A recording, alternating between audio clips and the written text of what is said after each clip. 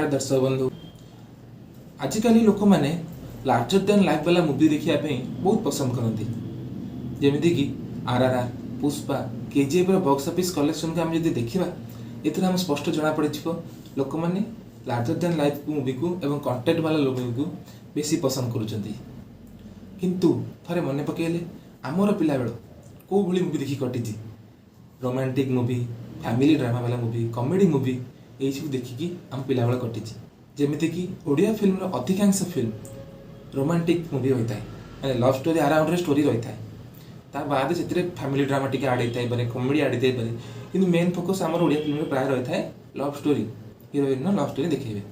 ठीक सेमती आपण मानक पुणी थोड़ा एंटरटेनमेंट करने दमदार romantic Odia film official teaser टे आज रिलीज हो जाए। आम आज से टीजर विषय कथा हाँ आज्ञा। हाँ, से टीजर टी हूँ Anubhav Mohanty comeback movie love in London official teaser. आम आज से टीजर टी विषय किसी कथा हाँ, टीजर भल पॉइंट विषय जाना, कौन खराब अच्छी जाना, से विषय आम आज व्याख्या करिया। चलतु वीडियो आरंभ करिया।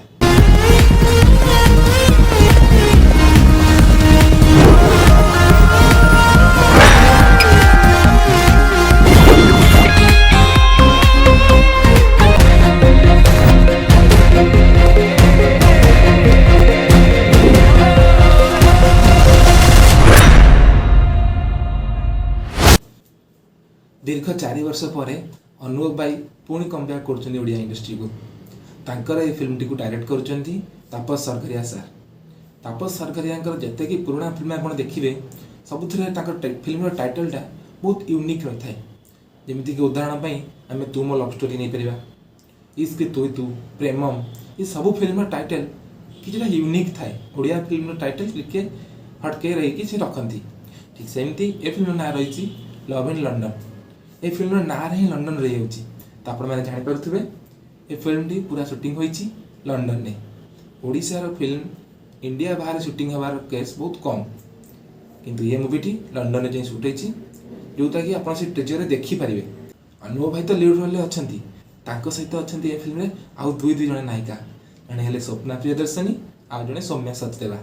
स्वप्ना प्रियदर्शनी को आपण मैंने MTV सुपर मॉडल से देखिपारे एवं तांकर गोटे ओडिया फिल्म आसीथिला जार ना रही टू चॉकलेट। टीजर विषय कहवाई गले टीजर सबुठ जो बेस्ट मत लगे कलर कंट्रास्ट। मैंने आप टीजर टी देखुं आप आखि गोटे प्रकार आनंद मैं आराम मिल कि वाओ कितने सुंदर टीजर होती। ओडिया फिल्म टीजर भाई लगे कहीं एक लंडन में शूटिंग होती तार जी लोकेशन से रखी लोकेशन गुड़ा मस्त अच्छी। से वीडियो टीजर देखिए आप जानीपर फिल करेंगे यहाँ कौ लेवल फिल्म केते बजेट रे फिल्म तैयारी यार स्क्रीन प्ले टीजर स्क्रीन प्लेटा एत स्मूथ होती बहुत बढ़िया है, बहुत बढ़िया टीजर होती। ये टीजर टी जी बनई माने जी काटी कुटिकी बनई जो टीजरटा हैट्स ऑफ। एत सुंदर काम माने आप पूरा टीजरटा देखने आप फुली एंटरटेनमेंट हो कि आप जानीपर कि भाई अनुभव गोटे दमदार कमबैक कर स्टोरी गोटे परसेंट आप जानीपर कि स्टोरी कौन हम।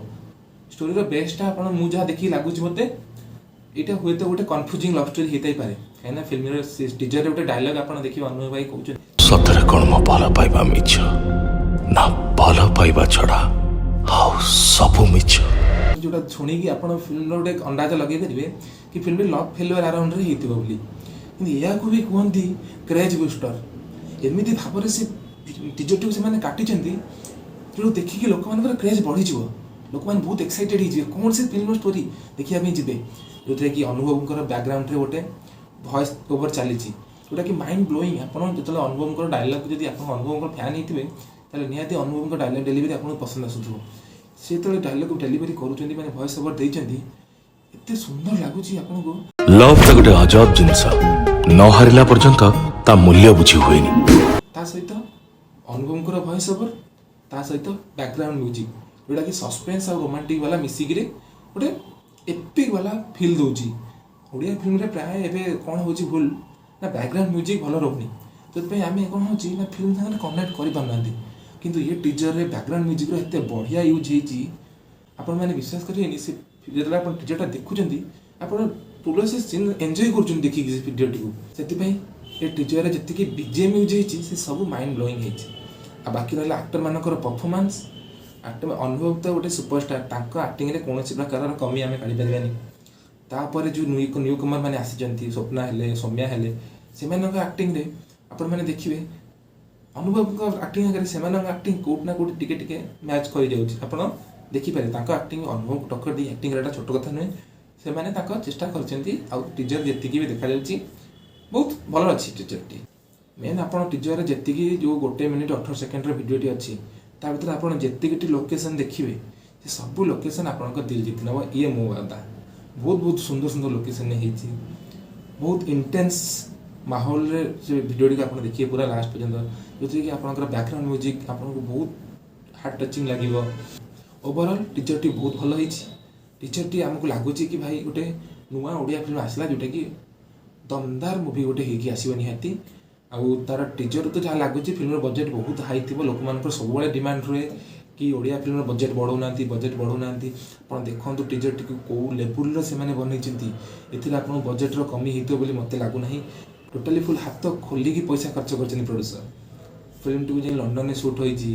ଏବେ ସେ ଯେଉଁ ଟିଜର ଆପଣ ଯେଉଁ କଟା ହେଇଛି, ତା ଦେହରେ ଯେଉଁ ମ୍ୟୁଜିକ୍ ଆଡ଼୍ ହେଇକି ବା ଟିଜର ଯେଉଁ ଲେବୁଲର ବନା ହେଇଛି, ଆପଣ ଦେଖିଲେ ଆପଣ ମାଇଣ୍ଡ ବ୍ଲୋଇଂ। ଯଦି ମୁଁ କମି ବିଷୟରେ କିଛି କହିବା ପାଇଁ ଚାହିଁବି, ଟିଜରରେ କ'ଣ କ'ଣ କମି ରହିଛି, ତାହେଲେ ମୁଁ କେବଳ ଏତିକି ହିଁ କହିବି, ଏ ଅନୁଭବ ଭାଇ ଟିକେ ଓଭର ୱେଟ୍ ଲାଗୁଛନ୍ତି ହାଲକାସା। ଆପଣମାନେ କହିବେ ଇଏ କି ପଏଣ୍ଟ, ସେଟା କଥା ମୁଁ କହୁନି।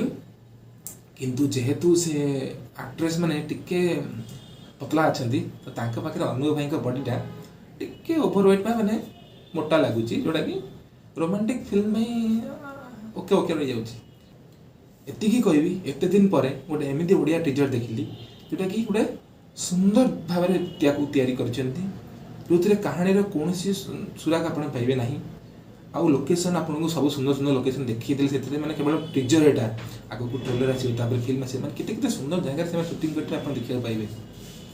ଡେଫିନେଟଲି ଏ ଟିଜରଟା ଓଡ଼ିଆ ଫିଲ୍ମର ଆଜି ଯାଏଁ ତିଆରି ହେଇଥିବା ସବୁ ଟିଜର ଭିତରୁ ବେଷ୍ଟ ଟିଜରରେ ଗଣାଯାଇପାରିବ।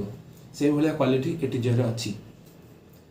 ବାକି ଯେହେତୁ ଆମର ତ ଆଦତ ଅଛି ଆଗରୁ କପି ଫିଲ୍ମ ଦେଖିବାର, ଆମେ କପି ଫିଲ୍ମ ଦେଖି ଆସୁଥିଲୁ ଓଡ଼ିଆର, କିନ୍ତୁ ଏ ମୁଭିଟା ଆମକୁ କୌଣସି କପି ଫିଲ୍ମ ଲାଗୁନାହିଁ। କାହିଁକି ନା ଏ ମୁଭିରେ ଗୋଟେ ୟୁନିକ୍ କନସେପ୍ଟ ଅଛି।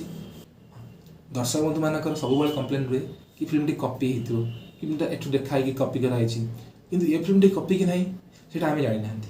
କାହିଁକିନା ଏପର୍ଯ୍ୟନ୍ତ ଟିଜର ଆସିଛି, ତାର ଷ୍ଟୋରି ଲାଇନ୍ ଆମେ ଜାଣିପାରିନାହାନ୍ତି। ଷ୍ଟୋରି ଲାଇନ୍ ଜାଣିନାହାନ୍ତି ଯେହେତୁ ଆମେ କପି ବୋଲି ତାକୁ କହିପାରିବା ନାହିଁ।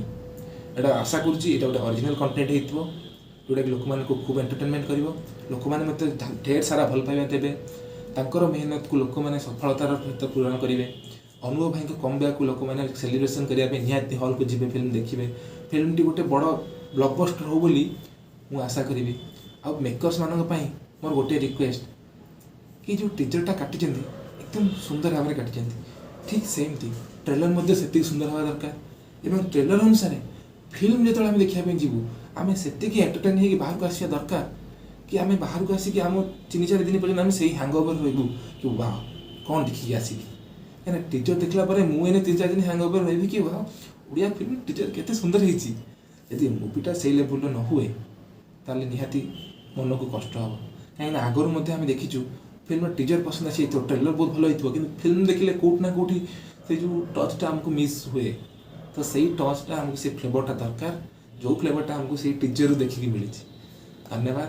ଆପଣ ଏତେ ପର୍ଯ୍ୟନ୍ତ ଦେଖିଲେଣି ଏ ଭିଡ଼ିଓଟିକୁ, ନିହାତି ଭଲ ଲାଗୁଥିବ। ଯଦି ଭିଡ଼ିଓଟି ଭଲ ଲାଗିଛି ତାହେଲେ ଭିଡ଼ିଓଟିକୁ ଲାଇକ୍ କରନ୍ତୁ, ଆମ ଚ୍ୟାନେଲକୁ ସବସ୍କ୍ରାଇବ୍ କରନ୍ତୁ।